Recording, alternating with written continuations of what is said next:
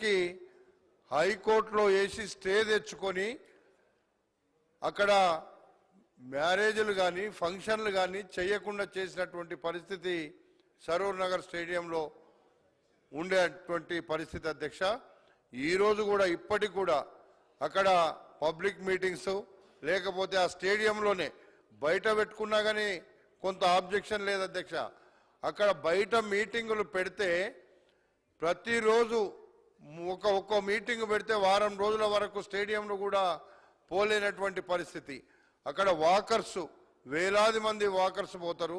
ఆ స్టేడియంలో చుట్టూ ఆ రోజు అక్కడ వాకింగ్ చేసేటువంటి పరిస్థితిలో ఉంటారు. కానీ అక్కడ ఏ మీటింగ్ జరిగినా ఒక వారం రోజుల వరకు అక్కడ ఎవ్వరు పోలేనటువంటి పరిస్థితి. ఆ ప్రాంతానికి హైదరాబాద్ ఈస్ట్లో ఉన్నటువంటి ఒకే ఒక స్టేడియం సరూర్ నగర్ స్టేడియం అధ్యక్ష.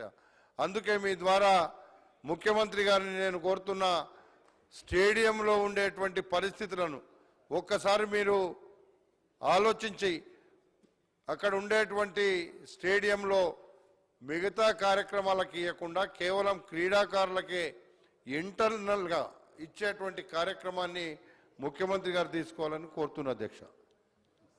శ్రీ నాగరాజు గారు 1 minute. నాగరాజు గారు. ధన్యవాదాలు. 1 minute. నాగరాజు గారు. పెద్దలు శ్రీ సుదర్శన్ రెడ్డి గారి జన్మదిన శుభ సందర్భంగా ఈ హౌస్ వారికి శుభాకాంక్షలు తెలియజేస్తుంది.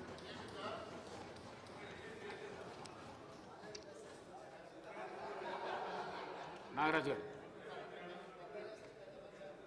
ధన్యవాదాలు అధ్యక్ష.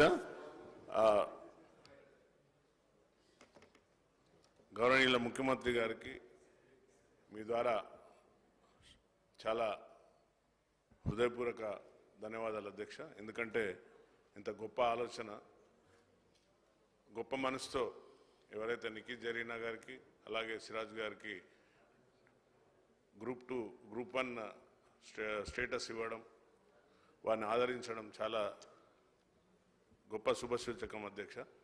అలాగే స్పోర్ట్స్ పైన మక్కువ, గౌరవ ముఖ్యమంత్రి గారికి ఉన్న మక్కువ దీని ద్వారా తెలుస్తున్నది అధ్యక్ష.